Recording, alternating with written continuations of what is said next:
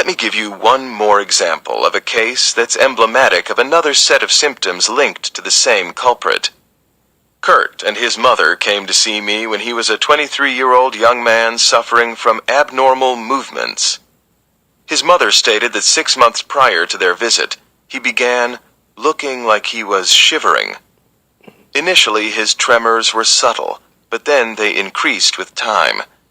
He had been to 2 neurologists and received 2 different diagnoses, one for what's called essential tremor, and another for dystonia.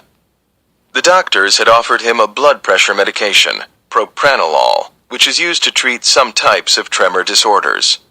The other recommendation was to have the various muscles in his arms and neck injected with Botox, the botulinum toxin that would temporarily paralyze the spastic muscles. Both he and his mother had elected not to use either the pills or the injections. What was interesting about his history were 2 things. First, he was diagnosed as having a learning disability in the 4th grade. His mother said that he could not handle excessive stimulation.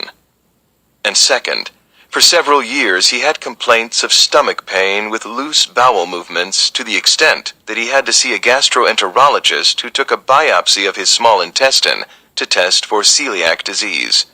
It proved negative. When I examined Kurt, his excessive movement problem was very evident.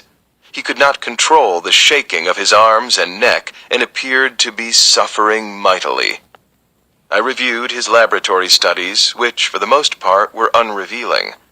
He had been checked for Huntington's disease, an inherited disorder known to cause a similar movement abnormality in young people, as well as Wilson's disease, a disorder of copper metabolism also associated with a movement abnormality. All of these tests were negative. Blood work for gluten sensitivity did, however, show some elevated levels of certain antibodies indicative of vulnerability. I explained to Kurt and his mother that it was important to make sure gluten sensitivity wasn't the cause of his movement disorder, and I provided them information on how to pursue a gluten-free diet. After several weeks, I received a phone call from Kurt's mother, indicating that without question, his movements had calmed down. Because of his improvement, he elected to stay on a gluten-free diet, and after approximately 6 months, the abnormal movements had all but disappeared completely. The changes that occurred in this young man are breathtaking, especially when you consider that a simple dietary change had such a life-transforming impact.